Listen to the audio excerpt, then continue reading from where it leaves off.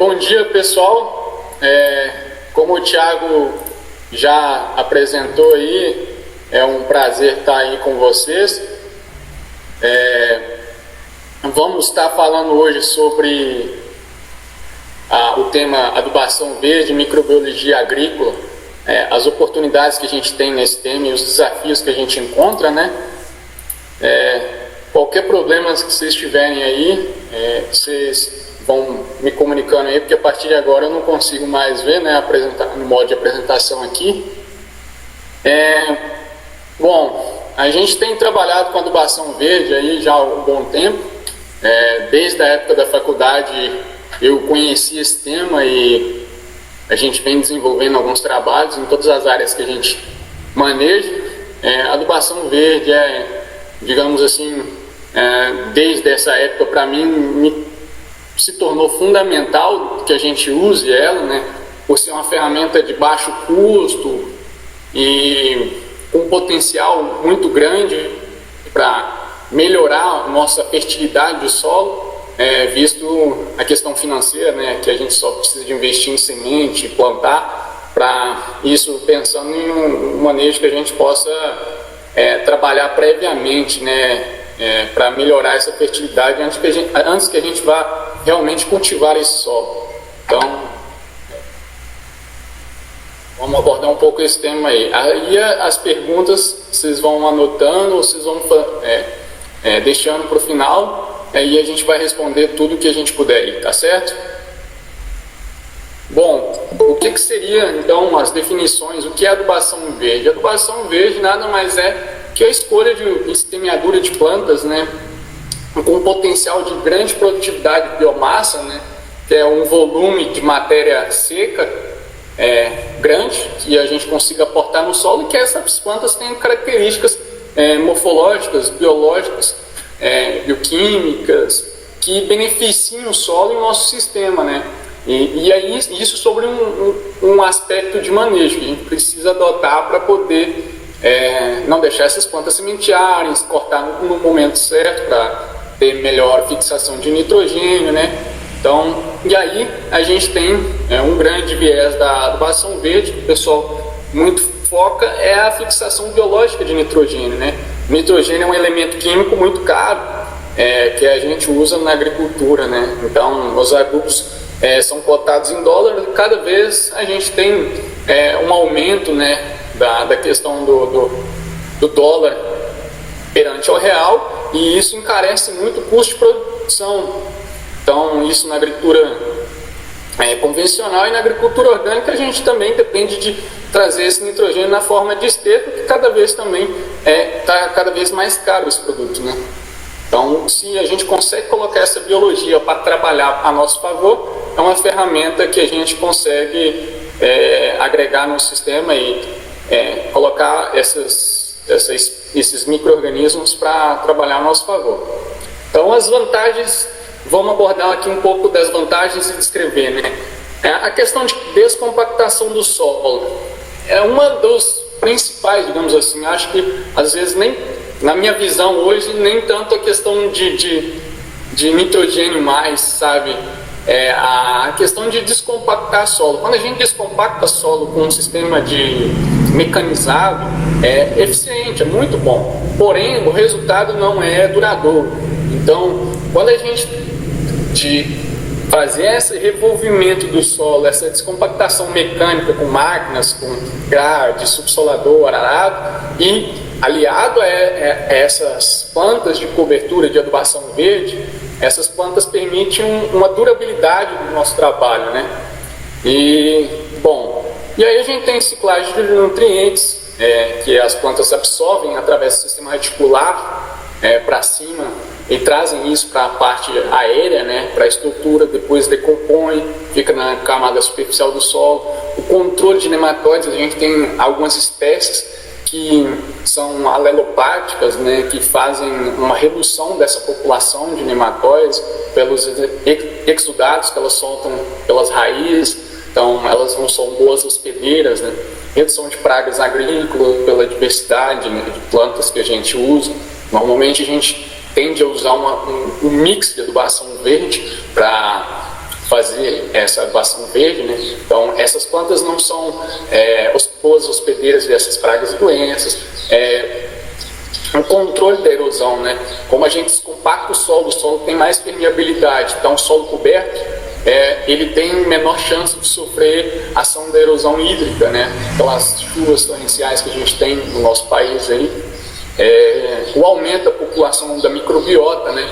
Então, se a gente tem um sistema reticular ali ativo, alimentando o solo, né, com esses exudados, durante o período que a gente não está cultivando, a gente está alimentando essa microbiota. Então, ela tem capacidade de aumentar a população, absorção de fósforo, né, das camadas subsuperficiais ali do solo. Então, entra na questão de reciclagem de nutrientes, né? As braquiárias são fantásticas, o nabo forrageiro também, a redução de infestação de controle de planta daninha, né? O controle de planta daninha, por exemplo, a buva, ela precisa de sol, limita essa luminosidade, por exemplo, abafa, né? Durante o período que elas estão crescendo, depois a gente corta essas plantas e aí essas plantas ficam cobrindo o solo. A gente tem uma dificuldade dessas plantas germinar, a gente reduz esse problema de plantas daninhas. Então a gente tem um aumento da sustentabilidade do sistema, como eu falei dos atributos físicos, né, de questão de descompactar solo, diminuir a densidade do solo, maior porosidade, a eficiência no aproveitamento dos nutrientes, porque a gente tem maior atividade biológica, a porosidade, enfim. E aumento da matéria orgânica, que comida para esses micro-organismos, significa também questão de fertilidade do solo, né? Porque a matéria orgânica ela tem carga, né? Então a gente, para a matéria orgânica no solo, a gente tem 300 vezes mais cargas, pela mesma quantidade de argila, então a gente aumenta a CTC do nosso solo, que é a capacidade de reter nutrientes no solo, né? Então, esses são os principais vantagens. Então, aí falando um pouco para contextualizar também das espécies, né, de adubação verde, e aí a gente tem uma classificação em dois grandes grupos, basicamente. São as plantas de cultivo de inverno e de cultivo de primavera-verão.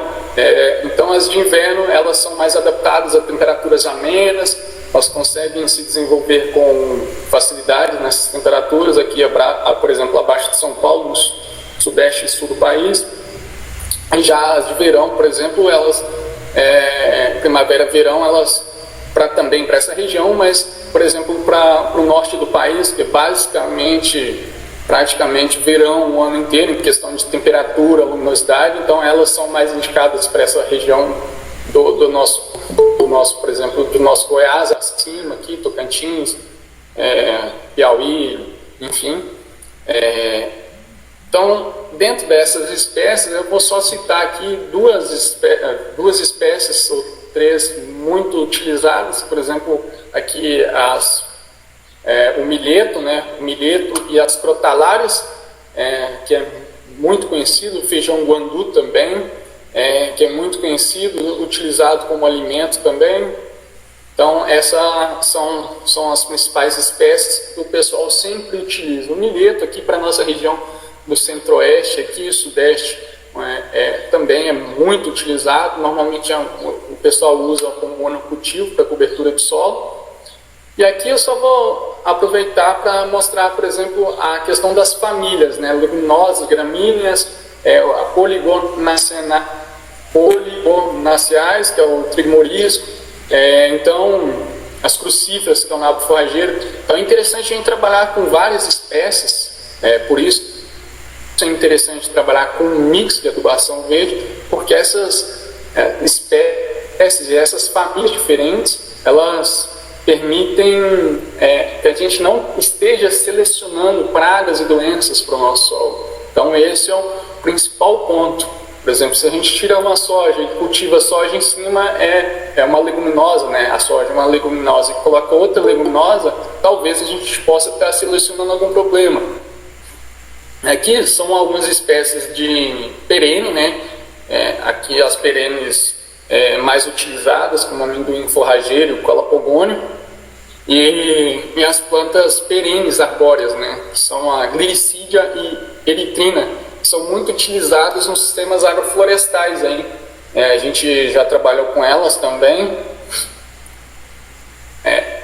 Aqui eu quero apresentar um pouco só a questão da função, né, das espécies. Então, em questão de cor aqui, a cor verde indica as plantas adequadas, né, que não são hospedeiras, por exemplo, de pragas, doenças. Amarelo é que é regular e vermelho não indicado. Então, por exemplo, aqui é o primeiro, que é a Crotalaria spectabilis. Ela não é indicada para controle do mofo branco. Então, o mofo branco é uma doença do feijão, da soja, das leguminosas.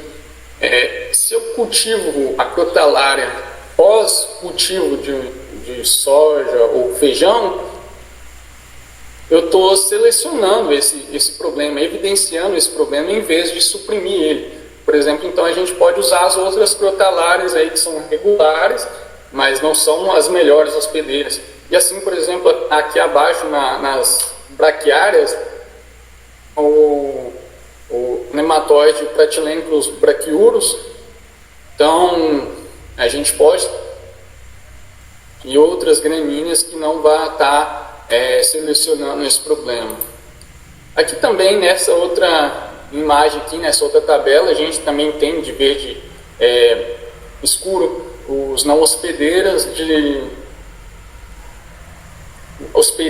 e verde claro não regular, né? Então a gente observa também os mesmos fatores, né? Isso é muito importante enfatizar, que a gente sempre pesquise quais as espécies a adotar, né? Qual a característica de cada espécie, quais são as funções de cada espécie. Isso a gente tem aí de domínio público na literatura, na internet, bem fácil da gente procurar, ou procurar um técnico que tenha um pouco mais de conhecimento nessa área e buscar espécies que estejam adequadas às condições do nosso ambiente. Qual que é a condição do meu ambiente? No meu local eu tenho, por exemplo, X praga, X doença, por exemplo, o mofo branco, o nematóide. O nematóide hoje é uma questão de um problema no nosso país quase como um todo. Então, há muitas áreas com problemas de nematóides. Então a gente tem que se atentar muito a essa questão, né, de nematóides, senão a gente vai estar multiplicando essa praga de solo. Bom, aqui a gente tem espécies fixadoras de nitrogênio, né? Então vamos falar um pouco mais do nitrogênio. Aqui a gente tem as espécies, né? O nome científico, família, né? Então aqui, ó, destaco também o nabo, o nabo forrageiro, que é da crucífera, o girassol, que é uma asterácea. E de amarelo aqui, vou destacar a questão que eu acredito que seja tão importante quanto o nitrogênio, que é a produção de biomassa. Então as crotalárias, especialmente a Crotalaria juncia, ela tem uma capacidade de produção de biomassa incrível aqui, de 10 a 15 toneladas por hectare ano. Aqui também, por exemplo, na seta amarela, a gente vê o milheto de 8 a 10 toneladas. Então, por isso o milheto, como eu falei, aqui na nossa região, no centro-oeste, aqui em Minas, Goiás, especialmente, ele é muito utilizado para poder multiplicar, fazer essa cobertura, né, deixar essa palha no nosso solo. E também destaco aqui nessa coluna de vermelho a relação carbono-nitrogênio. O que é isso? A quantidade de carbono para nitrogênio. Normalmente, para a decomposição ser bem rápida, acelerada, digamos assim, a nossa relação carbono-nitrogênio ela tem que ser abaixo de 30 para 1. Então significa que eu vou ter um processo de decomposição mais rápido.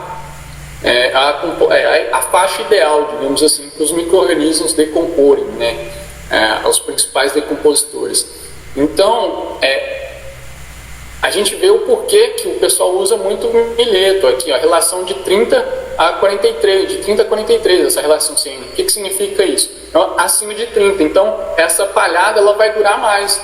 Por exemplo, aqui o milho, logo abaixo aqui, ó, 50 a 54. Então isso é outro fator. Por exemplo, a gente observa no campo que a palhada, o resto da cultura do milho, ela persiste muito mais tempo do que a cultura da soja, por exemplo.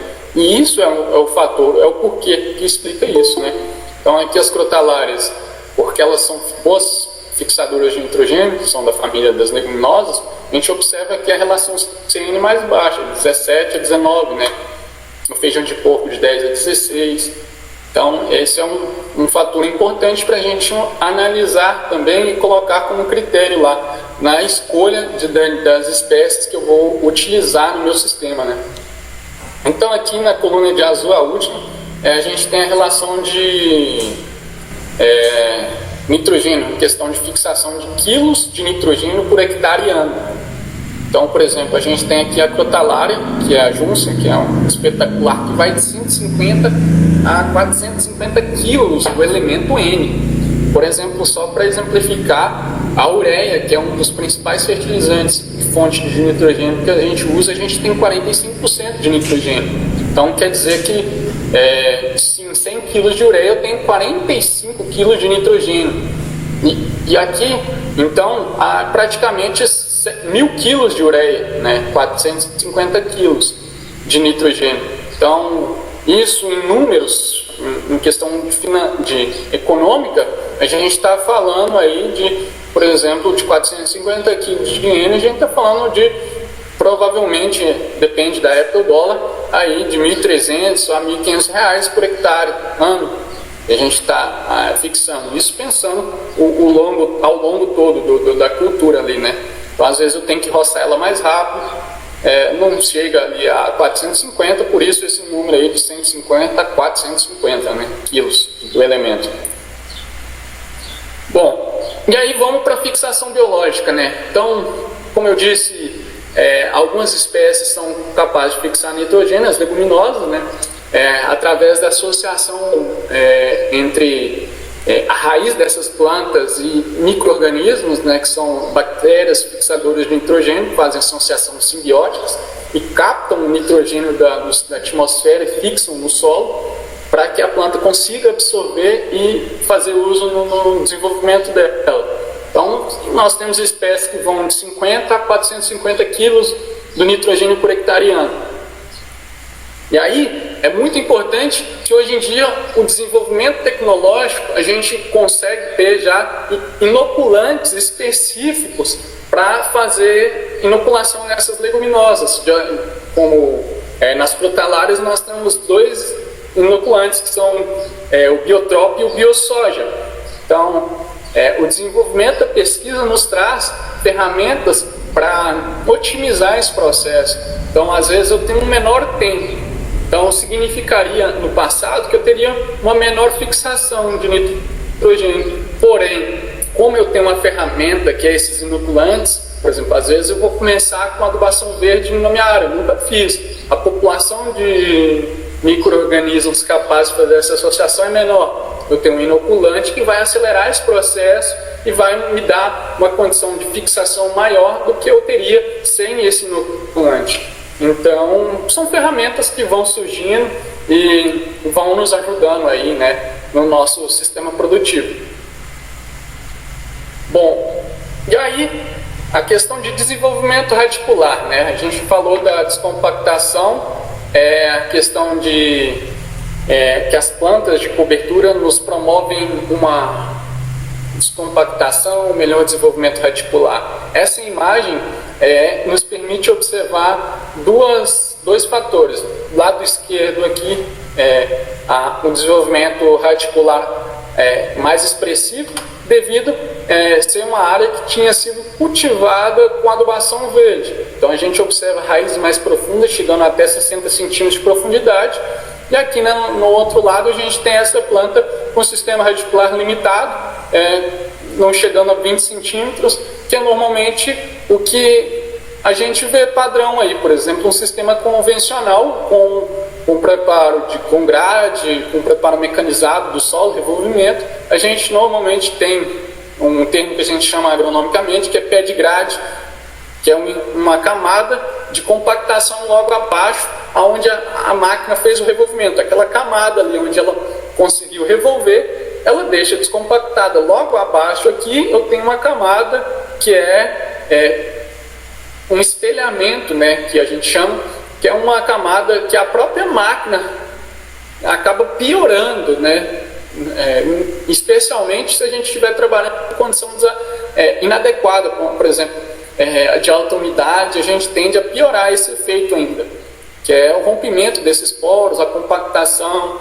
e aí a gente começa a ter N problemas, especialmente esse, que é um sistema reticular que não é profundo. Imagina só que se a gente tem uma seca, só imagina, isso não é comum, né? Brincadeira, mas a gente sofre anualmente um problema que a gente chama no campo de veranico, né? Que é o problema de estiagem, falta de água. Nossa chuva é muito mal distribuída, e cada vez está sendo muito concentrada essa janela de chuva, né? Então a chuva, às vezes a gente fica 15, 20 dias sem chuva. Se a planta não tem um sistema reticular profundo para captar água lá na parte superficial do nosso solo, lá em profundeza, com qualquer 15, 10 dias aí ela já está sofrendo com estresse hídrico, e o significado disso é baixa produtividade e produtor tendo prejuízo, né? Então, devido às vezes estar fazendo um manejo não tão adequado, né? Então, só para a gente entender, né, no quesito do manejo ecológico do solo, a compactação e densidade. Essa imagem aqui é para a gente mostrar uma ilustração de o primeiro quadro aqui é um solo descompactado, né, poroso, partículas mais desagregadas, com maiores espaços. Na figura B é uma área já com um certo nível de compactação, na C já é outro nível de compactação, e a gente vê o rearranjo, as partículas estão mais densas, mais próximas, com menos poros. A gente já não tem canalículos, né, como na primeira imagem, né, que tem um canal cortando, abrindo uma passagem para ar, para oxigênio, água, né, infiltração. E na última imagem a gente vê a compactação extrema, né, e isso praticamente inviabiliza o desenvolvimento reticular. E aí aqui, esse equipamento da direita aqui é um penetrômetro de leitura direta, né, que a gente chama. A gente tem nesse visor dele um ponteiro. A gente pega ele pelas hastes laterais e enfia ele no solo, né? Então a gente vai enfiando ele no solo e lendo nesse ponteiro a pressão em megapascal, que significa basicamente aqui a gente observar no ponteiro, né, que vai de 0 a 200, né, o ponteiro verde aqui, essa compactação significa que na região verde a raiz da planta consegue desenvolver. Passou para a região amarela ali, que é de 200 a 300 megapascal, a raiz já não consegue ter um bom desenvolvimento, e acima de 300 megapascal a raiz não se desenvolve. E basicamente a gente observando nas nossas áreas, a gente sempre alcança o vermelho. Infelizmente, a gente tem que sempre estar fazendo algum trabalho de descompactação do solo. Então esse equipamento nos permite conhecer o perfil do nosso solo, conhecer o que está acontecendo na nossa área, né? Então é um equipamento de simples manejo, de simples utilização, mas que tem uma funcionalidade incrível, porque a gente consegue ver basicamente o que que a gente tem de compactação do nosso solo, aonde é que ela está, e em cima desse resultado, desse diagnóstico, a gente consegue falar assim, eu preciso fazer um trabalho de descompactação só nessa área e nessa não, ou vice-versa, e tomar decisões mais assertivas, né? E aqui vamos falar um pouco da funcionalidade das espécies, né? A gente sempre, como eu falei, tende a trabalhar agora um conceito, digamos, novo, né? Mix de plantas, né? A gente está cada vez mais tendo essa difusão de que as plantas elas devem ser não utilizadas de forma de monocultivo, especialmente quando a gente está trabalhando com plantas que a gente não vai colher, né? A gente vai deixar ali no solo para fazer um trabalho para a gente, né? De melhoria do nosso solo. Então aqui a gente tem 3 espécies nessa figurinha. Por exemplo, aqui o nabo, a primeira espécie, o nabo tem um sistema radicular incrível, um sistema radicular pivotante, agressivo, que abre um canal no nosso solo incrível. É uma das principais espécies para descompactar solo. E uma das grandes vantagens dela é a questão de reciclagem de fósforo. Ela é uma crucífera e incrível, simplesmente incrível para entrar no nosso mix de plantas. Aveia é uma leguminosa. Aveia, a gente aqui não tem usado, por exemplo, em Minas, a gente não tem usado aveia, a gente usa muito o milheto, braquiária e alguns pânicos, que são gramíneas, né? Com um sistema radicular fasciculado muito agressivo também. A braquiária, segundo estudos da Embrapa, chega a 4,5 metros, mas a gente já viu casos aí de agricultores que fizeram a adubação verde com braquiária, cavaram e às vezes o agricultor parou de cavar a 5,5 metros de profundidade porque a máquina já não permitia, ele desistiu. Então, por exemplo, essa é a capacidade de nossas plantas, né? De ter um sistema que vai fazer um trabalho lá nas profundezas, que a gente normalmente, de forma alguma, a gente teria capacidade de máquina de trabalhar mais que 1 metro de profundidade, inviabiliza, né? Então, pelo custo.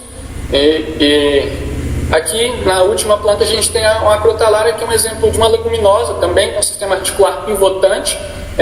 Eu também destaco o feijão guandu, que é uma excelente planta também, com sistema radicular, igual vocês podem ver aqui, um ponteiro que é agressivo no nosso solo, desce ali e vai criar essa condição de desobstruir, criar um canal, porque quando a nossa planta ela é roçada, ela é cortada, morta, né, ela morre, decompõe, aquele espaço que foi criado ali pela raiz, ele fica no nosso solo. Então é um canal que a raiz criou para que quando a água da chuva caia no nosso solo, ela esteja infiltrada, né? Então, e a questão da fixação biológica do nitrogênio, né, que as leguminosas nos promovem, né? Vamos para o próximo aqui. Então, pensando numa adubação verde, né, a entrada de matéria orgânica no nosso solo, ela não se dá basicamente pelo conceito só da parte aérea. A gente tem também a questão radicular e a diversidade de substratos que esse sistema radicular nos coloca no nosso solo, né? Porque basicamente a gente ignora a questão do solo para baixo. A gente observa muito o que a gente consegue ver. O que a gente consegue ver, a parte que a gente tem acima do solo ali. Então a gente trabalha com essas plantas muito focado nessa parte da matéria que ela deixa em cima do nosso solo. Mas só que a gente tem um material imenso, que são as próprias raízes. E, além disso, as nossas raízes, elas soltam exudados. O que são esses exudados? São compostos, ácidos, carboidratos, aminoácidos, que alimentam essa biota do nosso solo, né? O microbioma do nosso solo. Vou estar explicando na próxima imagem, que é a questão da rizosfera. O que é a rizosfera? A rizosfera nada mais é que uma superfície que os cientistas descobriram, que é próxima à região da raiz ali, até chegando até 0,5 milímetros. Então é uma camada muito fina, próxima à região da raiz, onde essas bactérias se concentram. Aonde a gente vai encontrar maior quantidade de micro-organismos no nosso solo, próximo à região da raiz dessa planta, chamada de rizosfera. Por quê? Por causa desses exudatos. A planta, no sistema coevolutivo da natureza, ela criou um sistema de se conectar com os outros organismos, especialmente os organismos do solo. Através da raiz ela solta esses exudatos, ela libera para esses micro-organismos carboidratos. Esses carboidratos são um alimento para esses micro-organismos, e esses micro-organismos devolvem para a planta várias outras substâncias, por exemplo, alguns fungos ajudam a auxiliar a planta na absorção de água, nutriente, solubilização de fósforo, que é um elemento que a gente tem muito problema no nosso solo, o que a gente tem, mas não está disponível, os micro-organismos disponibilizam, a fixação biológica de nitrogênio, e outro fator muito importante que às vezes a gente não se atenta é a questão de uma bioproteção. Então, se a gente tem um time ali em volta da nossa raiz, um time do bem, provavelmente é muito difícil chegar um mau elemento ali, um oportunista que vai nos causar problema. Então, esse é o esquema da questão da rizosfera, né? Como eu estava falando, essa camada, essa região, essa zona próxima à raiz da planta. Então, aqui a gente tem os pelos radiculares e esses exudatos que são liberados alimentam essa vida próxima a essa região aqui em volta da raiz da planta. Então, o aumento de exudatos no sistema, ele vai favorecer os nossos micro-organismos, né? E esses micro-organismos vão favorecer novamente a planta. E é um sistema que há uma interação entre todos os indivíduos, os micro-organismos do solo, né? A planta. Então, são atividades metabólicas que acontecem no nosso solo que estão ao nosso favor ou não. Isso depende de como eu enxergo isso. Porque se eu às vezes não me atento e não enxergo isso, às vezes eu posso estar fazendo um manejo que esteja me desfavorecendo. Ao contrário, eu posso estar fazendo um manejo que possa estar me favorecendo, eu esteja favorecendo comunidades de micro-organismos, esse microbioma do nosso solo, para que ele possa reverter em benefícios para a minha planta e, consequentemente, benefícios para o agricultor. Então, só abordando aqui também a questão do microbioma do solo. Então, a diversidade genética, né? A questão da diversidade genética no nosso solo é imensa. E essa diversidade genética nos favorece. Bom, vamos só, por exemplo, citar aqui a questão do microbioma. Em uma grama de solo, de 10 a 7 a 10 a 9 células por grama. Isso significa de 10 milhões a 1 bilhão de células, de indivíduos, de micro-organismos que estão presentes nesse solo. E esses micro-organismos, a gente tem de micro-organismos benéficos a maléficos. E, por exemplo, só de benéficos a gente tem muito pouco. Por exemplo, a gente tem de fungos maléficos, a gente tem 5% só dos fungos causam doença. 10% das espécies de nematóides nos causam doença. E apenas 1% das espécies de bactéria nos causam problemas, doenças. Então, a gente observa que são muitos organismos. Então, se a gente consegue gerir isso ao nosso favor, isso nos reverte em benefício, né? A questão da diversidade genética. A genética desses micro-organismos tem uma influência sobre na nossa planta. Os micro-organismos modulam a expressão genética da nossa planta. Isso a gente pode... É outro tema, e muito extensa, e muito interessante,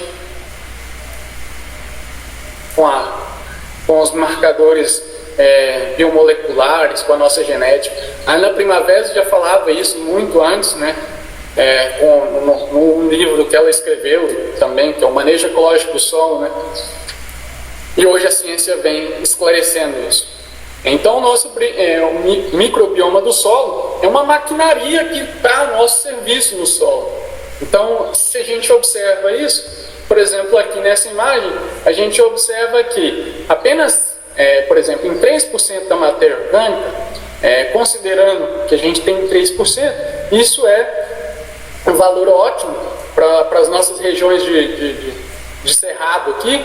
E em 3% da matéria orgânica, por exemplo, dentro desses 3%, se a gente pegar, apenas a biomassa viva representa 5% desse volume, né? E dentro desses 5%, a gente tem 22% que são raízes 8% são a macrofauna e 70% é micro-organismos.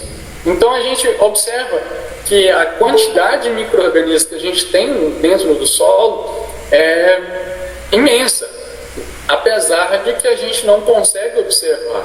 A gente às vezes só se atenta à microbiologia quando ela nos causa problema, que são os estudos da fitopatologia, né? Que são as doenças de plantas causadas na parte aérea e na parte do solo, né?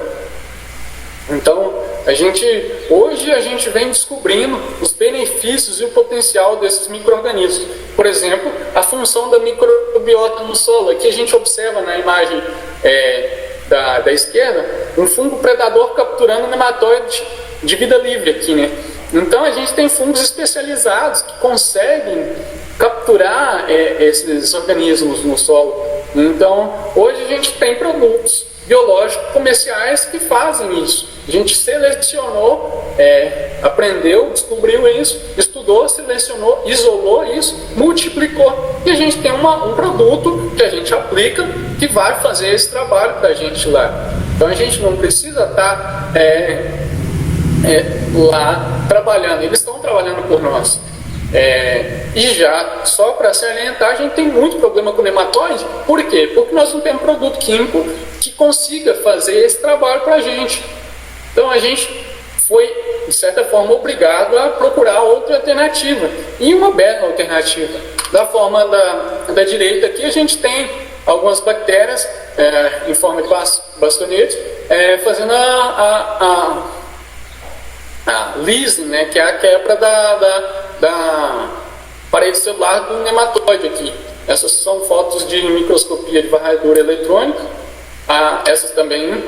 E aqui na foto da direita, a gente vê a questão das Essas duas imagens são fungos, as endomicorrizas e ectomicorrizas aqui da direita. À esquerda são dentro das células das plantas e da direita fora da célula das plantas, a ectomicorriza. O que são essas micorrizas? São fungos que fazem associações com as raízes das plantas e estimulam, fazem com que a planta estimule esse crescimento radicular, faz uma extensão da raiz da planta e faz com que essa planta tenha capacidade de absorver mais água e nutriente do solo. Em contrapartida, a planta dá para esse micro-organismo os carboidratos que são alimentos para ele. E aqui é outra funcionalidade, na questão de intemperismo. O que é intemperismo? É basicamente a decomposição dos minerais do solo, da rocha, por exemplo. A gente estuda isso em pedologia, né, que é a formação do solo, né, no intemperismo. E ocorre pelo clima, pelos micro-organismos e pelas condições das climáticas. Aqui a gente observa um fungo atacando uma flogopita, que é um mineral, onde ele está extraindo elementos desse mineral. Ele está atacando esse mineral com os compostos ácidos, os exudatos que ele mesmo produz, para fazer com que esse mineral biodisponibilize para ele nutrientes. Então, o que significa isso? Em outras palavras, ele está fazendo isso se alimentando. A vida dos nossos micro-organismos, ela é de certa forma muito curta. E quando eles morrem, eles decompõem e liberam esses nutrientes para as plantas também. Outro resultado que a gente chega, digamos assim, de forma palpável ao nosso resultado do porquê fazer essa adubação verde, de porquê trabalhar com o manejo focado no manejo ecológico do solo, basicamente essa foto da direita e da esquerda aqui. A da direita nos mostra bactérias fixadoras de nitrogênio, né? São sítios, esses nódulos que a gente observa nas raízes, são sítios de simbiose entre a raiz da planta e bactérias fixadoras de nitrogênio, onde ali está acontecendo uma fixação biológica de nitrogênio, atividade biológica. Na foto da direita, a gente observa aqui uma estrutura de um agregado, de um macroagregado. Normalmente, popularmente, a gente chamaria isso de torrão. E o que seria esse torrão? Ele é formado por estrutura viva, por raiz de plantas e por micro-organismos. Nesse esqueminha aqui embaixo a gente observa sand, areia, silt, o próprio silt e clay, argila, né? Então a gente observa aqui, ó, nessa ilustração, a atividade biológica que em volta da argila, entre esses componentes do solo, criando espaços, organizando esses espaços. Então observem aqui essas estruturas, essas fendas, esses canalículos, esses poros. Então criando macroporos e microporos. Os macroporos servem para aumentar a capacidade de infiltração do nosso solo, a aeração, e os microporos para reter, aumentar a absorção, a capacidade que o nosso solo tem de reter água. Então, em outras palavras, seria usar de forma mais eficiente o recurso que a gente tem, que é a água, que ela vem uma vez por ano para a chuva, ou mesmo que seja com irrigação, a gente tem uma capacidade desse solo de segurar a água, em vez de escorrer para os nossos mananciais, criando os nossos problemas que a gente tanto fala aí de erosão e lixiviação, levando assoreando os nossos corpos d'água, né? Matando nossa água, né? Afogando. Que aí aqui a gente chega, por exemplo, no trabalho que a gente tem feito. O que é tudo aquilo que a gente até agora explicou ali, que eu gosto às vezes de mostrar, por exemplo, a questão das fotos lá, da microscopia, tudo, porque às vezes a gente fala, mas é difícil a gente ver, né? O que é a biodisponibilização do intemperismo, da associação. A gente vendo, acho que fica mais lúdico, né? Fica mais didático a gente ver de fato o que é. E aí, aqui é a gente fazendo, digamos assim, né? Na prática, né? É a cobertura do solo através da adubação verde. Então, na primeira foto aqui, a gente tem uma plantadeira, isso foi esse ano, a gente plantando feijão. Aqui a gente tinha um pivô com um mix de adubação verde, que era, nesse caso aqui, milheto e trigo morisco. Eles são espécies de crescimento muito rápido, por isso a gente adotou nessa área específica, devido ao tempo limitante que a gente tinha de produção, né, dessa biomassa, para já fazer o plantio. Então a gente às vezes tem espécies que são mais adaptadas para cada realidade. Então, nessa realidade a gente tinha pouco tempo, então vamos escolher espécies que são mais rápidas. Então, aí a gente chega na área e normalmente nesse caso a gente optou por não fazer a roçagem ou passar um rolo faca para cortar esse material. A gente já vem e planta em cima. Logicamente, isso aqui é uma área de manejo convencional, a gente faz a aplicação de um herbicida dessecante e logo após a gente já entra plantando. Essa imagem do meio aqui, a gente observa as linhas de adubação verde, né? Aqui é um espaçamento de 17 centímetros. Aqui é a última imagem aqui na direita. Essa área aqui é uma área de sequeiro que a gente optou por fazer uma adubação verde esse ano, investir em adubação verde, né? E não fazer uma soja. Isso aqui foi próximo a janeiro ali. A gente estava com 90 e poucos dias já de implantado adubação verde, um mix de adubação verde, com 4 capins, 3 braquiárias e um pânico, que era o Mombasa, tínhamos estilosante, crotalária e júntia. E aí aqui, uma área que a gente roçou, a gente já está indo para a 4ª roçada já. Então, imagine aqui o volume de material que a gente tem depositado nesse solo. Observem que esse trator basicamente quase 3 metros de altura, mais 3 metros de altura, e a crotalária estava da altura dele, e aqui a gente passa o triton, né, a trincha, triturando esse material, e logo depois a gente teve rebrota desses capins que foram implantados, né? Eles tinham crescido junto, depois a gente roça, a crotalária não rebrota, os capins rebrotam, e aí a gente tem novamente uma condição para roçar de novo e aportar mais biomassa no solo, né? Aqui são a área com pivô também, com outro mix, né, mais focado em braquiárias, que a gente teve mais tempo. Aí aqui já, isso foi há uns 3 dias depois de dessecado, né, e a gente planta novamente e passa o rolo, um rolo só para deitar essa palha logo após de plantar. Depende disso da área, depende da condição. A gente tem várias técnicas que a gente usa. Aqui também a gente observa que isso é logo após o plantio, né? Observem aqui, o revolvimento que a gente tem no solo é mínimo, só na região onde há a passagem para a deposição das nossas sementes. Aqui, depois de seca, palhada, né, aproximadamente 7 dias, 5 a 5, né, no solo. Aqui, esse caso é feijão. Aqui foi já a safra de soja 2019, né, 19-20. A palhada de braquiária, foi só braquiária, nessa outra área aqui, a soja. Olha, observem esse colchão de palha. Imagine, estudos da Embrapa indicam que o solo chega a 70 graus quando descoberto. 70 graus, nem a gente que é um macro-organismo cheio de capacidades, se a gente ficar lá exposto um dia inteiro no sol, a gente tem uma insolação, provavelmente, se não tiver um atendimento médico, pode morrer. Imagina um micro-organismo que é um indivíduo unicelular, uma bactéria, procarioto.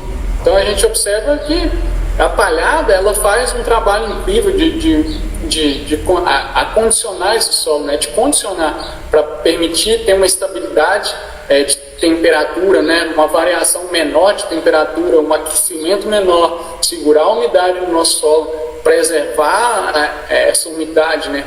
Porque se o solo estiver descoberto, logo vem a ação do vento, do sol, e essa umidade evapora, retorna para a atmosfera, e a gente fica ali sem condição de as plantas se desenvolverem. E só, diga-se de passagem, essa foi uma das melhores áreas de produção sequeira da nossa fazenda lá, onde a gente produziu soja esse ano. Adubação verde aqui focado em plantas perenes de cobertura. Nós temos o GAAS, que é o Grupo de Associados de Agricultura Sustentável, que é um grupo que vem promovendo todo esse debate sobre agricultura sustentável, como fazer, desenvolvendo tecnologia, trazendo pesquisadores. E hoje ele o nosso presidente é o Rogério Vian, um grupo incrível que tem fomentado e levado demandas aos pesquisadores, aos setores públicos. É um grupo de agricultores que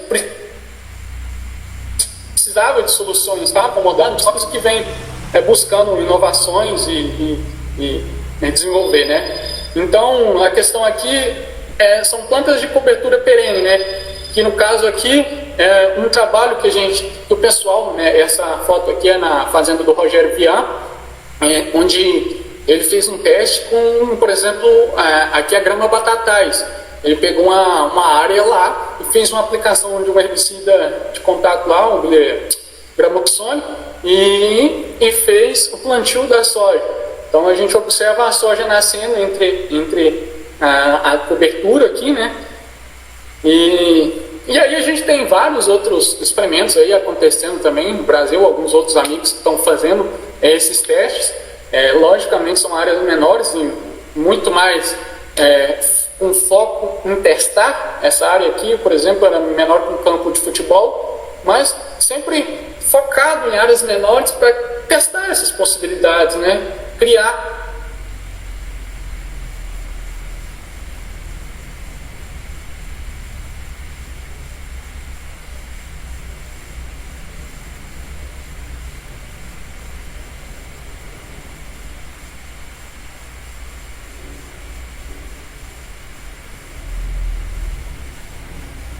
indicadores que são basicamente, a gente não tinha empresas, trabalhos que fizessem análise, né? Como a gente tem coleta solo e manda para fazer análise química. A gente hoje tem, a Embrapa recentemente em 2019 agora de novo em 2020 lançou fez um lançamento esse mês passado de algumas metodologias para bioanálise, né? São algumas enzimas que nos indicam a atividade biológica. Então aqui nesse gráfico a gente observa aqui essas cores. A cor azul é o plantio convencional com revolvimento, plantio direto 1 ano, com 5 anos de implantação consolidado, 9 anos consolidado, 11 anos e 13 anos. Então a gente a matéria orgânica do solo, quanto mais tempo a gente tem de plantio direto aqui, ó, a gente observa que mais matéria orgânica a gente tem fixada no solo. O carbono da biomassa microbiana, a gente basicamente manteve igual aqui nesse estudo, porém aqui na aril-sulfatase, que é uma enzima bioindicadora, a gente teve maior atividade biológica na condição de plantio direto, né? Então, é um critério, por exemplo, o agricultor, como que ele vai saber que ele tem uma maior atividade, que a atividade biológica dele é decente, se o trabalho dele está surtindo resultado? Coleta uma amostra e manda para um laboratório que esteja certificado pela Embrapa para fazer essas análises, né?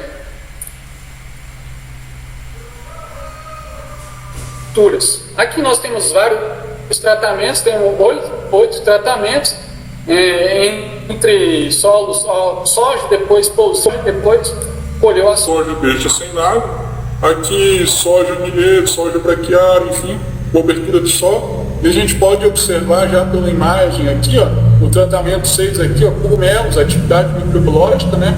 Então vamos para outro resultado. Tá, o experimento que foi feito pela Fundação Mato Grosso, a gente observa um tratamento, aqui no ano, em um certo ano, o soja pousil, né? Observem que não tem cobertura de solo. Logo já vem as plantas daninhas, que são essas verdes aqui no meio, né? Nas entrelinhas. Nesse ano deu 29 sacas por hectare.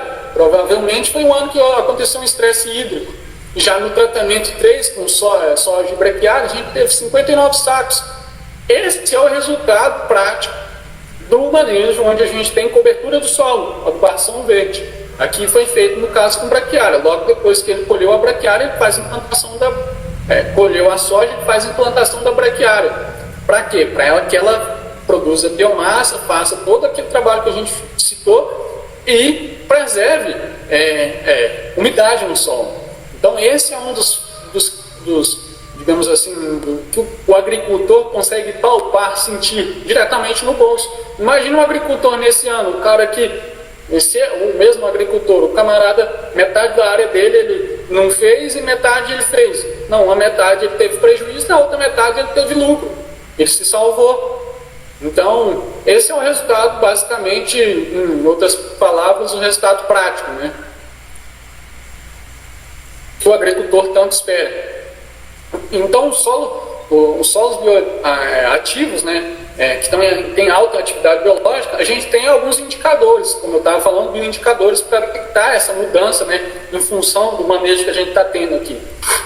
Então, aqui a gente tem os atributos microbiológicos, que são essas enzimas, né, uma fosfatase ácida, aril-sulfatase, beta-glicosidase. Então a gente tem aqui, por exemplo, a soja pousil, em vermelho aqui, ó, alguns números, e aqui a gente tem outra soja, depois da soja a gente faz plantio da braquiária, outro valor. E essa diferença está expressa aqui, ó, 3 vezes maior, 4 vezes maior, 8 vezes maior, 1,7 vezes maior. Esses são indicadores de bioquímicos que a gente manda para o laboratório, eles indicam essa atividade biológica, né? Então, basicamente, a cobertura do solo, ela é fundamental no sentido de preservar a nossa umidade no solo, de criar atividade biológica, de nos promover uma saúde, uma sanidade para as plantas maior, uma situação tamponante, né, para o nosso solo, onde a planta, o sistema solo-planta, eles não são tão acometidos por estresses abióticos, né, que seriam, por exemplo, a falta de chuva, o estresse hídrico, né? Falta de chuva que a gente tem cada vez mais presente. Esse ano foi muito rigoroso lá no Rio Grande do Sul, os agricultores não conseguiram colher bem.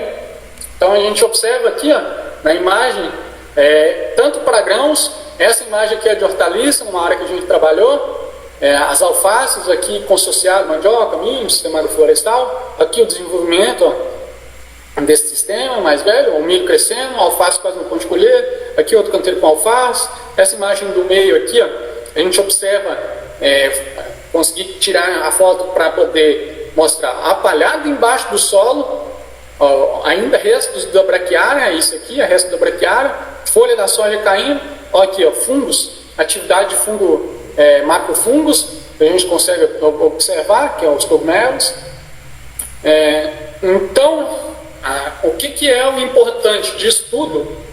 Que alimentar o nosso microbioma do solo, a gente está tendo um trabalho gradativo para construir um resultado que começa com aporte de resíduo vegetal, a gente fazendo uma adubação verde, fazendo a cobertura do solo.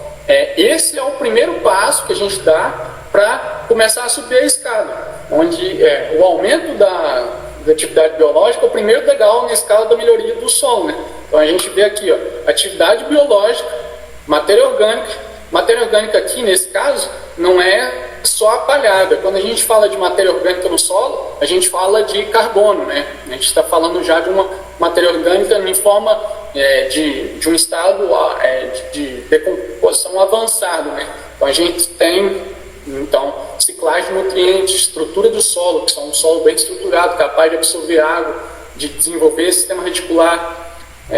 E isso tudo resulta em produtividade, eficiência, lucro, uma agricultura sustentável, com cada vez menos emissão de carbono para a nossa atmosfera, uma agricultura que cada vez o mundo mais nos exige, e nós, como sendo um dos principais celeiros do mundo, o Brasil, nós temos aí tanto um dilema, né, no agro, que é a questão dos impasses entre um grupo que quer produzir talvez a qualquer custo e outro grupo que quer produzir sustentável. Não, a gente não tem que ter dois grupos, a gente tem que integrar, dar as mãos e criar soluções, porque o agricultor ele não usa insumos veneno porque ele gosta, ele não acorda hoje o sol está brilhante, eu vou bater veneno.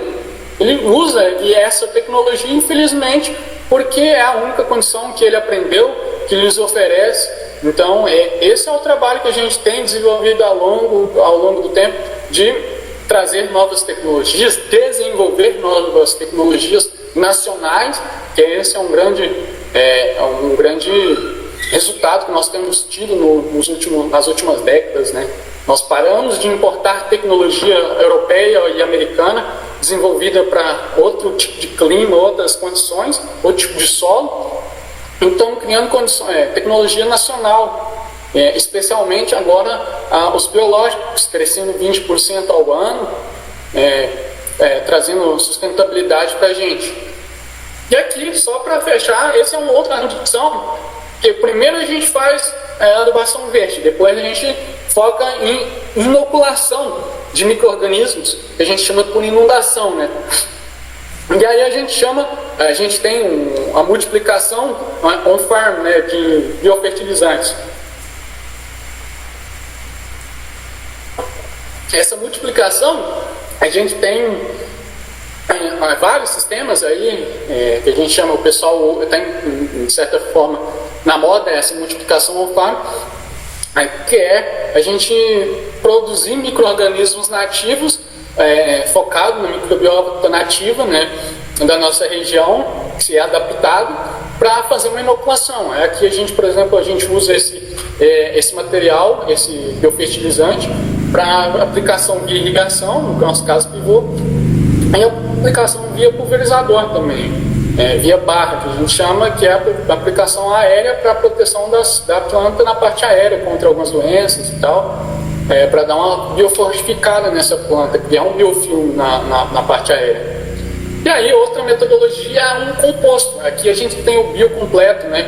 que é o composto da Soil Food Web, que a Soil Food Web é uma fundação da doutora Elaine Inga, que é uma norte-americana, que faz um trabalho semelhante à nossa querida Ana Primavera, que trabalha focada na microbiologia do solo, em gestão de microbiota do solo. Então a gente faz uma análise do nosso solo, identifica o que a gente precisa de elevar no nosso solo, né, em grupos de micro-organismos, fungos, bactérias, protozoários, enfim, e fornece a esse solo um composto, um material rico, um inoculante, digamos assim, que é o nosso composto, para poder fornecer a esse solo micro-organismos adequados ali para aumentar essa população, repopular o nosso solo de forma efetiva. E aí aqui a gente tem os passos, a gente construindo a compostagem. Basicamente são 3 ingredientes, né? Material rico em nitrogênio, 10%, material rico em verde, 30%, e material rico em carbono, 60%. Muito mais material rico em carbono, ao contrário das compostagens normais, para justamente a gente ter multiplicação de fungos e outros organismos, mas mais especificamente fungos. Aqui a gente tem os processos de revolvimento, controle de temperatura, então um composto muito mais focado na produção de micro-organismos como inoculante, né? Do que os outros compostos que a gente não tradicionalmente vê, que são focados em nutrição, né? Bom, aqui é só o último slide para a gente finalizar, o que indicar para a utilização inicial desses princípios. Então, vamos dizer, normalmente, eu quero começar na minha área, Rubens, o que eu faço? O primeiro passo é trabalhar com adubação verde, com plantas de adubação verde, né? Que a gente tem também 2 dilemas, que é a adubação verde e cobertura. Normalmente o pessoal tem tendido a dizer que a adubação verde a gente cultiva essas espécies e faz a incorporação, passa grade. Nós acreditamos que o sistema de plantio direto é o mais adequado. A gente não deve incorporar matéria orgânica, sempre que possível, não incorpore, deixe por cima, a eficiência é maior, visto na nossa experiência. Essa é a minha posição. Então, fazer adubação verde para ter essa cobertura do solo. Depois a gente passa para essa inoculação de micro-organismos, tanto com multiplicação no on-farm, quanto inoculação de sementes, aplicação via suco de plantio, via pulverizador, para ter uma repopulação de micro-organismos específicos. Por exemplo, a gente tem uma série de micro-organismos que estão no mercado aí para controle de nematóide, de pragas de solo, de doenças de solo, como tricoderma, bacilos, púmios, tiles, amilopefaces e por aí vai, em N ferramentas biológicas que o mercado tem. E depois a gente tem a adubação com remineralizadores, que a gente comumente vê aí os pó de rochas, ou rochagem, né? Que é nada mais, por exemplo, como o calcário. O calcário é um pó de rocha. A gente tem o fosfato natural, a gente tem os finos, os pó de rochas dos micaxistos e N rochas que a gente encontra pelo país aí, rochas silicatadas, que são fonte normalmente de potássio e outros elementos, que é para outra, digamos, uma outra aula, basicamente, incrível também. E depois a gente tem o manejo integrado de doenças e pragas, controle biológico. Eu acho que sempre primeiro a gente tem, essa é a nossa grande conversa, começar sempre com fornecer matéria orgânica para o solo, carbono. Se a gente não tem carbono para o solo, a gente não tem comida para esses micro-organismos, a gente não tem, como a gente fala, casinha para esses micro-organismos. Como eu citei lá, a temperatura do solo exposto ela chega até 70 graus, segundo a Embrapa, os estudos da Embrapa aí já, bem antigos já. Então, se eu não tenho uma palha, eu não tenho uma casa. Não tem um habitat adequado para o meu micro-organismo. Se eu não tenho casa e não tenho comida, ninguém vive em um lugar onde não tem um abrigo e comida, né? A alimentação. É o princípio básico da vida. E então acho que esses seriam os primeiros passos, né? E depois às vezes a gente pode ir incorporando várias outras técnicas e ajustes. Bom, pessoal, basicamente é isso. Eu fico por aqui, agradeço pela atenção. Espero ter atendido um pouco a expectativa de vocês. Vamos partir para a questão das perguntas. Eu estou com um novo projeto aí que chama Roça Regenerativa. A gente está começando a postar alguns trabalhos, alguns resultados, algumas informações, levar todo esse conhecimento que a gente tem prático para divulgar um pouco desse trabalho, né? Fomentar nosso trabalho de agricultura sustentável, desmistificar, levar um pouco de conhecimento. Então, essa página aqui nas redes sociais, né, Facebook, Instagram e WhatsApp, e YouTube, a gente está um pouco mais adiantado no Instagram. E aqui estão meus contatos, telefone, e-mail e Instagram. Isso aí, pessoal, muito obrigado e vamos para as perguntas aí, né, Thiago? Bacana, Rubens. Parabéns aí pela apresentação, viu? Muito boa. Ações aí para quem trabalha aí com a agroecologia, né? Com a agricultura mais sustentável. Falando aí de tecnologias essenciais aí, adubação verde, né? Microbiologia, micro-organismos eficientes, cobertura de solo, tudo isso é muito importante, né? Para que a gente possa ter uma agricultura sustentável, né? Eu queria abrir agora esse momento para as perguntas, né? Pessoal, podem ficar aí à vontade, podem usar aí o microfone, quem quiser perguntar diretamente para o Rubens, e podem também estar utilizando o chat.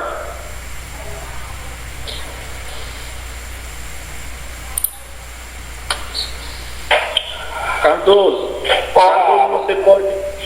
Sim, bom Cardoso, dia. pode falar. Bom dia, Thiago. Bom dia, os demais.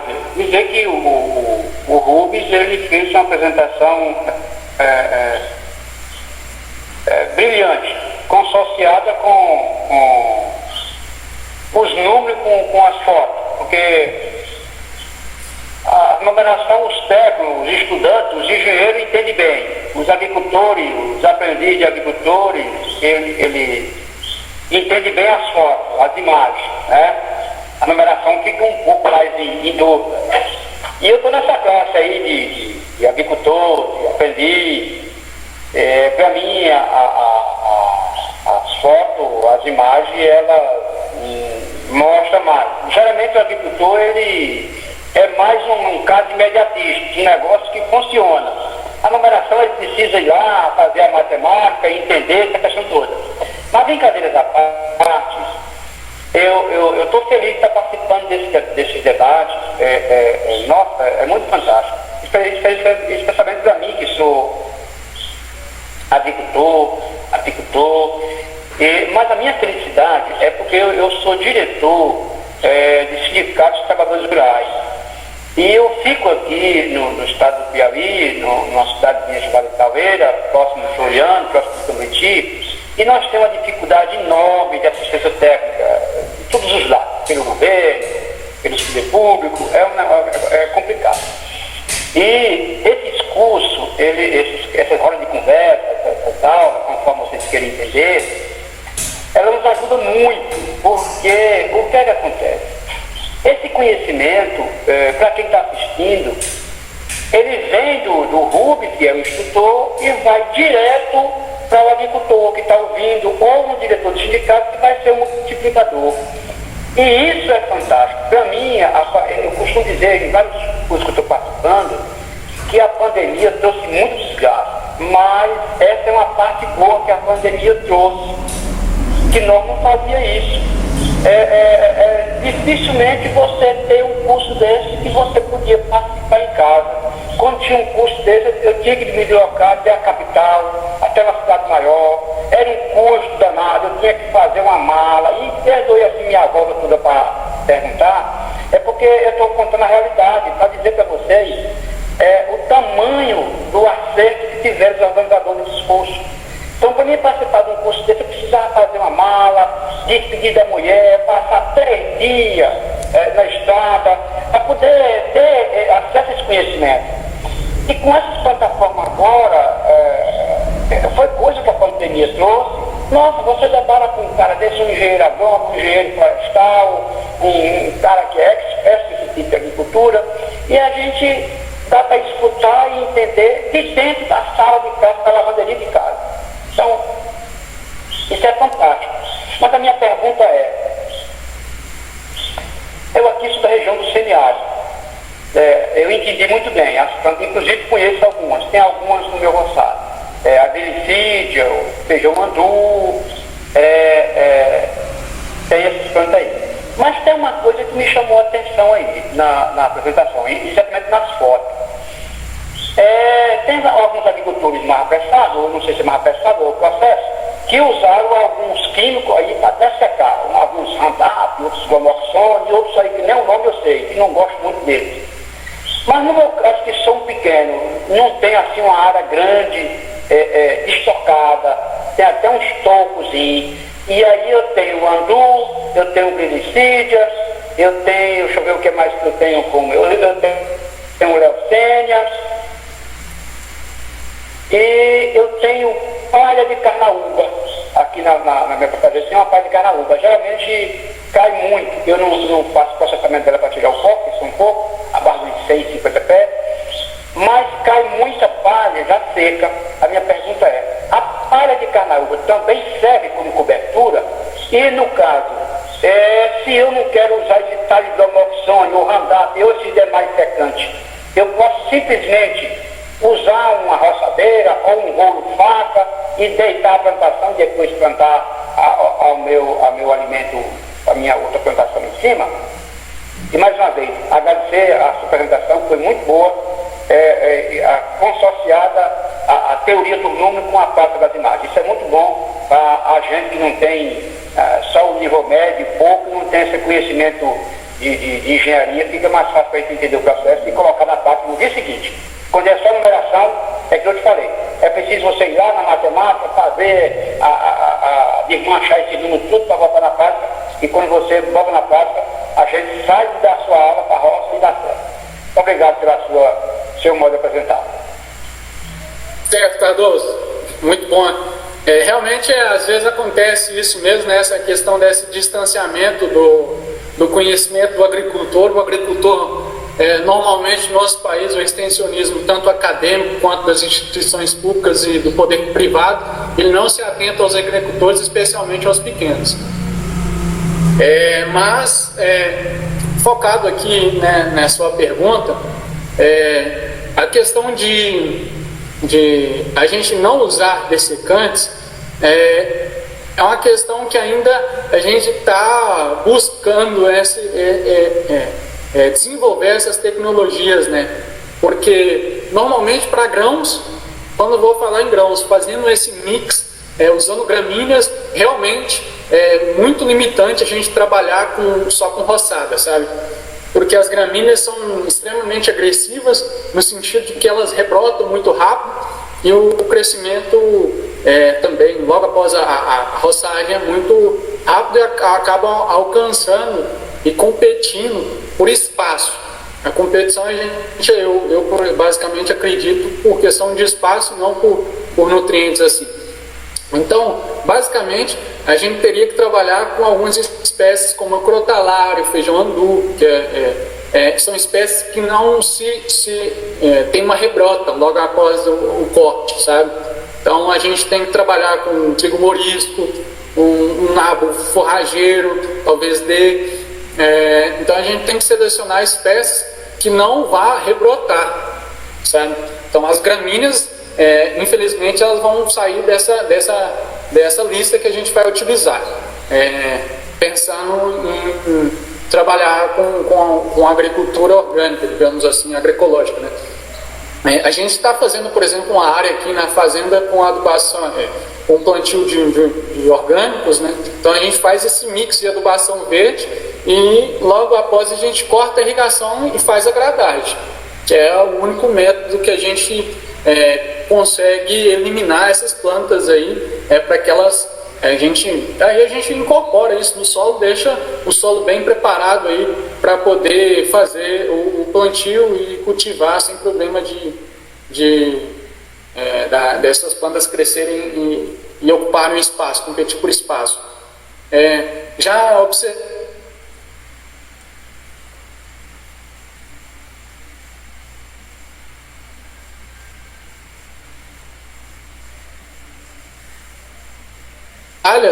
A matéria orgânica, independente da fonte, ela não é um limitante. Algumas, por exemplo, normalmente ela tem um teor de lignina que vai significar uma relação que tem carbono, mais carbono, né? A relação carbono-nitrogênio maior, então ela vai demorar mais para decompor, dependendo de como você esteja trabalhando aí na área. Talvez se você conseguir picar, triturar isso. Normalmente quando você consegue fazer isso quando a folha ainda está verde é mais fácil, seria talvez melhor.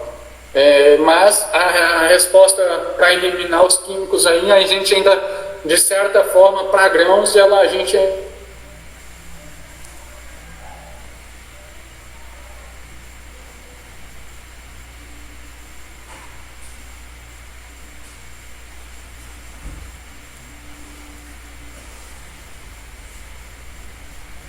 estudos, testes, né?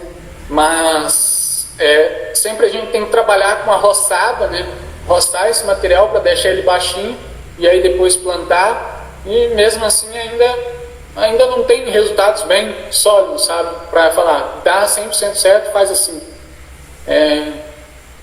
Não sei se eu consegui te responder certo. Carnaúba, né? Então, beleza, também. Aqui a gente tem macaúba, que é outra palmeira também. Aqui teve uma pergunta do João Lucas: qual o momento que devo fazer a roçagem da planta utilizada para adubação verde?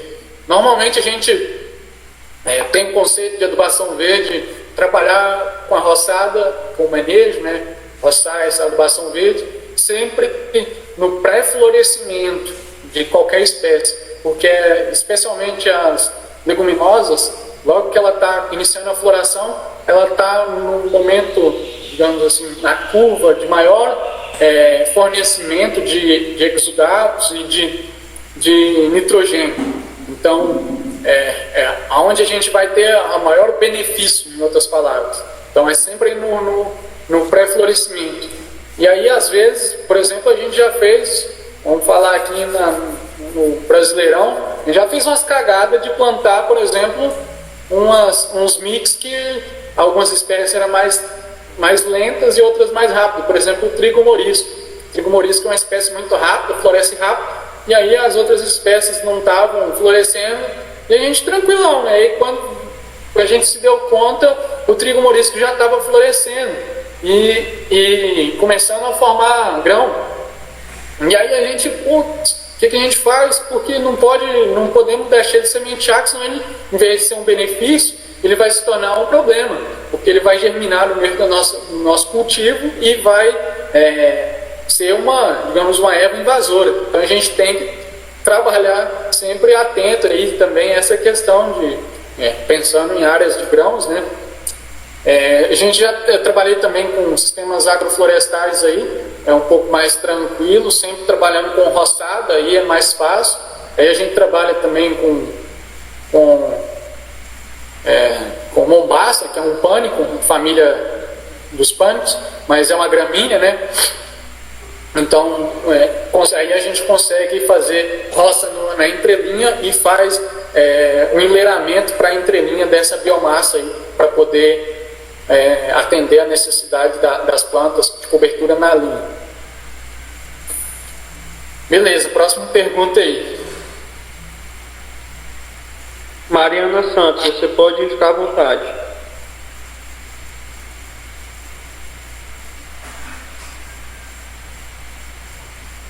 Verdade, Maiara, desculpa.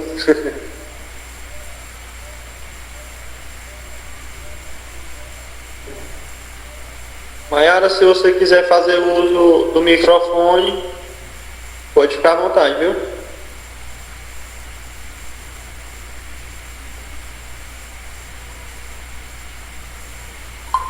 Ah, misericórdia, quase não consegui ligar.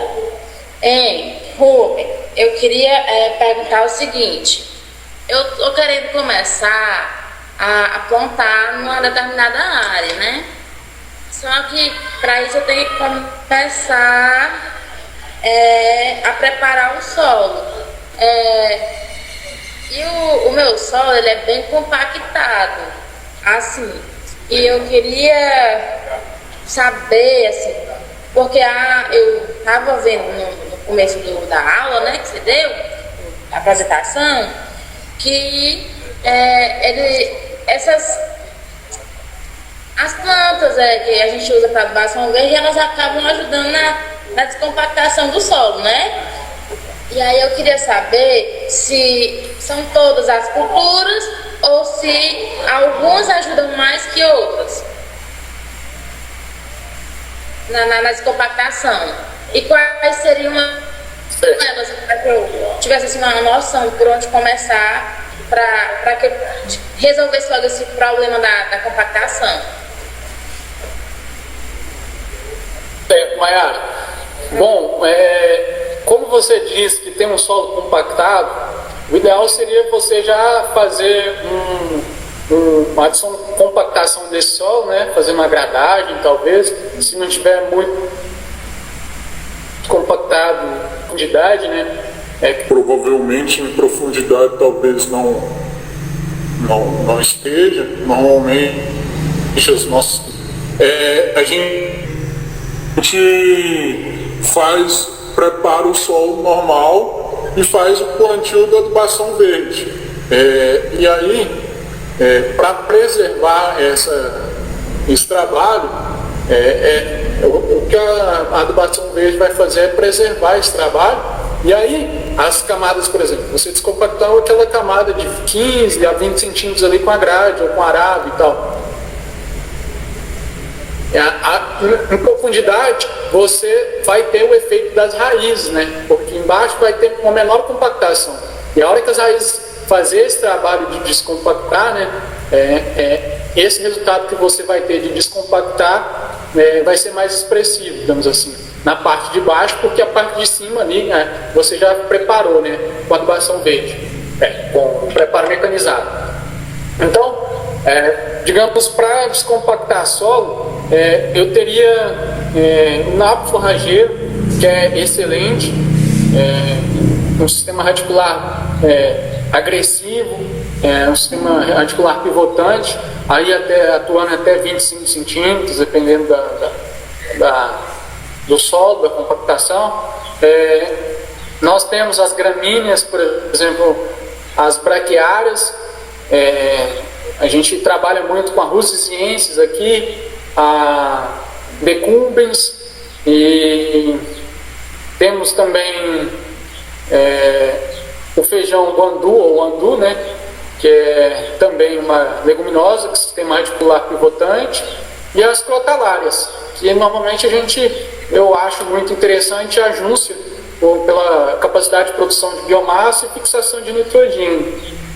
Então, aí você pode fazer um mix dessas espécies.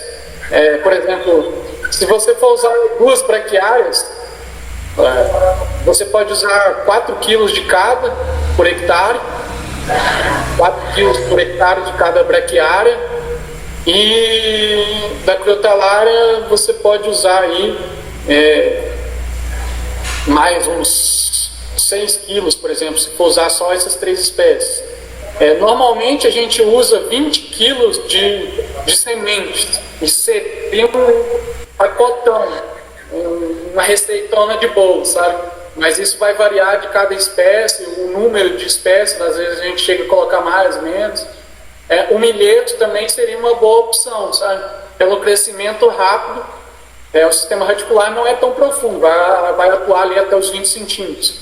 Mas a questão é o custo de semente. Então, o milheto aí, quando a gente vai plantar só milheto, a gente usa aí 30, 40 quilos por hectare, dependendo do tempo que a gente tem, né? Se tem mais tempo, a gente usa menos. Se tem menos tempo, a gente usa um pouquinho menos de semente. E é basicamente isso. Não sei se Ajudou bastante. Variou bastante minhas ideias, viu? Obrigada.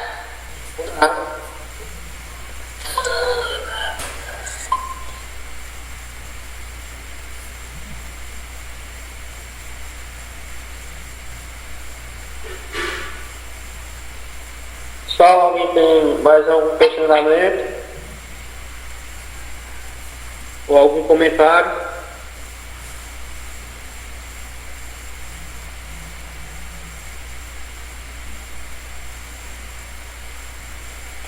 Bom, Tiago, Sim? não é um comentário, é uma sugestão, tanto para você como mediador e Clay também, organizador, também para o Rubens, que é palestrante. Esse já é o segundo palestrante que fala sobre pó de rocha, certo? Eu não sei como é que vocês estão organizando aí. É uma sugestão, eu estou sugerindo que vocês, como organizador, fala especificamente de pó de rocha, porque eu já li algumas coisas e tem alguns pesquisadores mais acalorados que dizem que o pó de rocha é o adubo do futuro, certo? Então, eu acharia interessante, e aí me perdoe se você já estiver com o cronograma todo feito, porque aí eu estou botando o bico, eu não posso mais mexer. Mas é porque me chamou a atenção o pó de rocha. Ou um assunto de pó de rocha. Como eu já li algumas coisas, seria interessante se a gente fizesse aí uma roda de conversa só sobre pó de rocha, porque é interessante.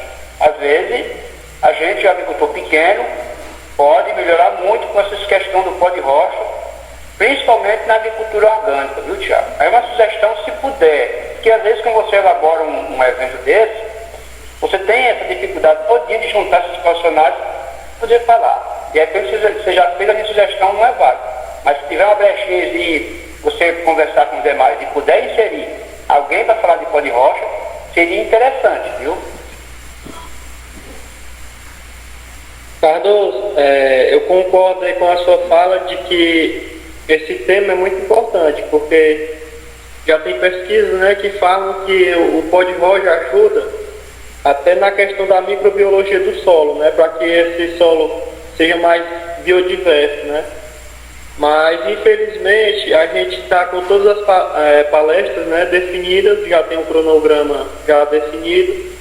Nós ainda temos 3 palestras, né, até o final desse projeto, e não tem como encaixar, né? Mas esse tema, tem muita coisa que a gente não vai falar, né, durante esses 8 encontros que a gente vai ter no total, porque quando a gente fala de agroecologia, né, é uma infinidade de assuntos aí a serem discutidos. Mas esse tema a gente realmente tem que procurar, né, conhecer mais sobre a utilização do pó de rocha, quais devem ser utilizados, porque eu concordo com essa sua fala de que vai ser o adubo do futuro, viu? Tem muita coisa também que eu já vi que falam que o pó de rocha, além dessa atividade microbiana, né, ele melhora também qualidades físicas do solo, né? Bom, pessoal, nessa questão de pó de rocha, isso é realmente interessante, é outro assunto de muita relevância, especialmente não para pequenos e grandes agricultores, mas para todos os agricultores, porque é um insumo nacional, né? Nós hoje somos importadores de mais de 70% de todos os insumos que nós consumimos na agricultura brasileira, e os insumos esses insumos são cotados em dólar, e sem ser a questão financeira também, pensando também que nós estamos alimentando multinacionais, né? Então, nada contra multinacionais, mas se a gente conseguir fomentar indústrias nacionais, porque esses pós de rochas estão locados aqui, os donos das terras são daqui, então a gente consegue pensar em outra dimensão também na questão econômica daqui, nacional, né? Então, agora acho que também, como o pessoal falou, não pode se encaixar, mas, como eu falei, vou estar divulgando alguns trabalhos, e a gente pode estar colocando o próximo tema lá na nossa página com o Pó de Rocha. A gente já tinha até programado já. Então, quem se tiver a oportunidade, Cardoso, quiser acompanhar lá, a gente vai mais adiante fazer algumas lives também por lá, explicando esses assuntos mais claramente, e tá dando algumas referências bibliográficas para quem tiver interesse em buscar algumas pesquisas, alguns trabalhos, que realmente os pós de rocha são fonte de nutriente e de baixa solubilidade, né? Que, digamos assim, os outros adubos eles têm alta solubilidade. Você coloca no solo, prontamente eles estão disponíveis em contato com a água, né? Solução do solo, e logo após acontecem alguns problemas de lixiviação, enfim. Então a gente consegue ter esse pó de rocha como alternativa de um adubo que esteja ali trabalhando ao longo dos anos, né? Através de uma ou duas aplicações. Pois é, eu vou participar, eu vou me conectar às suas redes aí. O negócio é que eu não tenho Instagram, eu só vou me conectar via YouTube. Instagram não mexo com esse Instagram ainda não. Mas eu tenho interesse, sim, e eu tenho interesse muito imediatista. Me perdoe a minha imediação. É porque, como a gente é agricultor e é multiplicador, nossa, e eu estou na ponta. Você deve saber disso. Quem está na ponta é mais, eu estou aqui na base. Pergunta, eu estou com um problema esse e o negócio é caro, como é que eu faço? Eu já li algumas coisas e eu tenho uma dúvida, que ela me impertina direto. É exatamente saber, eu quero achar uma pesquisa aí, algum arquivo, algum livro, que me diga, não precisa ser exatamente 100%, mas que tipo de rocha é a ideal. Eu já li alguns arquivos que o cara diz assim, um pesquisador bem prático mesmo, ele diz assim, olha, se marque uma publicação que indica qual é a rocha, que você não tem os aparelhos para medir, os teor de alguma coisa, aquelas que contêm a raiz das árvores entranhadas seria melhor. Então, resumindo, eu estou falando aqui uma fala bem prática. Eu estou em busca de algum arquivo, de alguma publicação que me diga, tal rocha você pode fazer caseiramente, moer com um pilão ou sei lá, e pode começar. O que mais me impressionou no pó de rocha é exatamente isso. Eu coloco ele hoje e daqui a 2 anos ele ainda está liberando. Exatamente por não ser um adubo solúvel. Que eu, por exemplo, a ureia, eu boto hoje, daqui a 40 dias, 30 dias, não tem mais nada. Né? Isso, certo, compreendi. Basicamente, os pós de rocha, eu não tenho como te falar qual que é o mais certo, porque nós temos vários que são certos, digamos assim. Eu acabei de responder aqui uma pergunta, perguntando sobre o calcário, né? O pó de rocha dolomítico ou calcário. O calcário é um pó de rocha, né? É a rocha calcária, é o carbonato de cálcio, né? A composição da rocha, e fonte de cálcio e magnésio. Então, nós temos outros tipos de rochas, como as rochas micaxistos, rochas fosfáticas, por exemplo, no Tocantins, a gente compra do Tocantins um fosfato natural, fonte de fósforo. Então, cada rocha ela tem uma composição mineralógica, e esses minerais presentes nela é o que vai dizer qual é o benefício que ela nos vai trazer para a nossa área. E aí a gente tem que basicamente ter uma análise de solo para entender quais são os elementos que a gente precisa repor nesse solo. Por exemplo, normalmente os pós de rochas eles são muito utilizados como o foco principal, a fonte de potássio. Então, as rochas, focando de forma generalizada, as rochas silicatadas são fontes de potássio, a maioria das rochas. Então, nosso trabalho é focado em reposição de potássio. Então, é complicado de dizer a questão de qual a rocha mais adequada. Normalmente a gente trabalha também com a questão de mix, usar mais de um pó de rocha, por exemplo, associado. A gente chegou a usar 4 tipos de rochas diferentes: basalto, a rocha basáltica, mica-xisto, o camafugito, que é uma empresa, o produto deles chama Capefértil, que é aqui em Minas, o produto deles.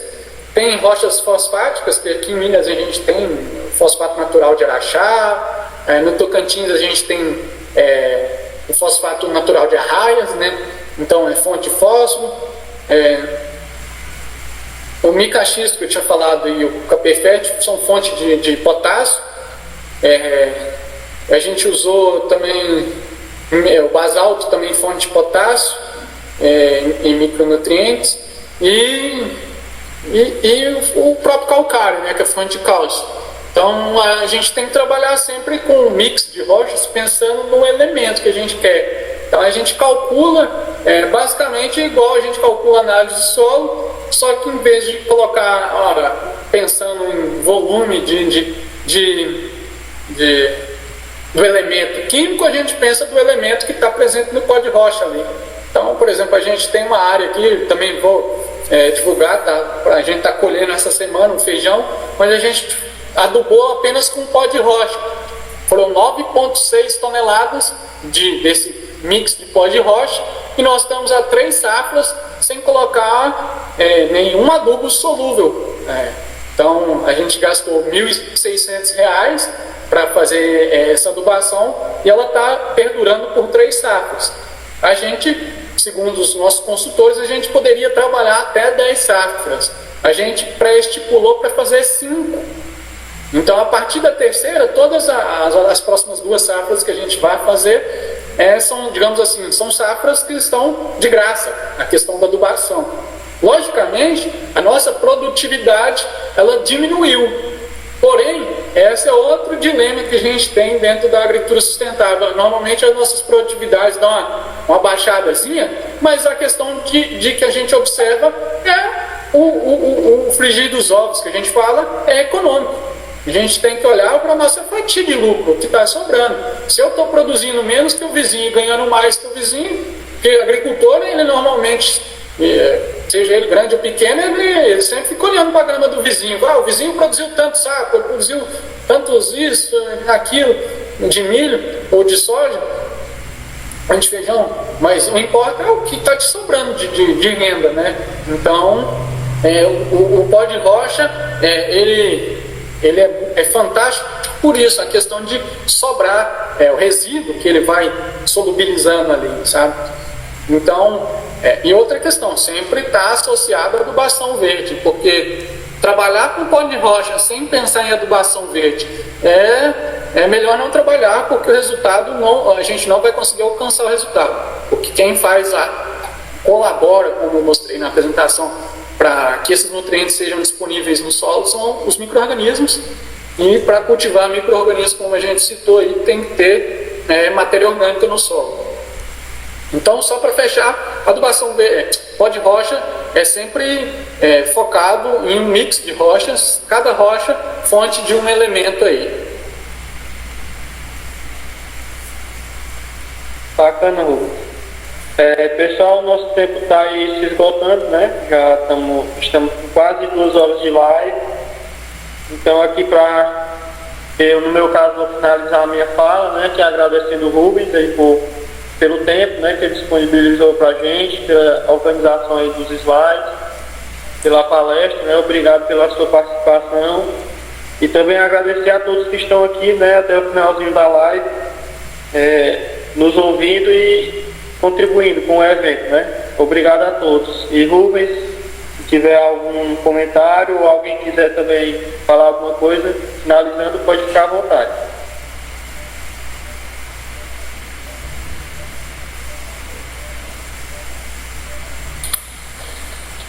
Bom, pessoal, já que ninguém falou por enquanto, vou me manifestar. Estou deixando aqui novamente meu contato. eu quero agradecer a oportunidade pelo Thiago, que mediou essa apresentação, essa live, pelo Otávio, professor Otávio, que me procurou para fazer essa participação desse projeto de lives, conjunto de lives.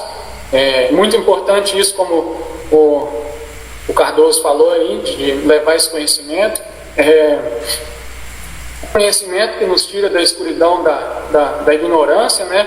E nos leva para fazer alcançar novos objetivos, novos resultados aí. E nós precisamos cada vez mais fazer uma agricultura boa, sustentável, de forma a levar conhecimento, solucionar os nossos problemas aí no Brasil, né? Que o nosso Brasil, até tempos atrás, ele era campeão em consumo de agrotóxicos. Nós temos somos campeão também, com alegria falo isso, nós somos o maior consumidor de produtos biológicos do mundo. Então, esse já é um novo recorde que a gente alcançou e que nos traz muito alento. E essa área está cada vez mais crescente e é o caminho do mundo, desenvolver novas tecnologias aí para a agricultura ser cada vez mais sustentável. Então, muito obrigado e um grande abraço a todos aí. Se tiver alguém que quer...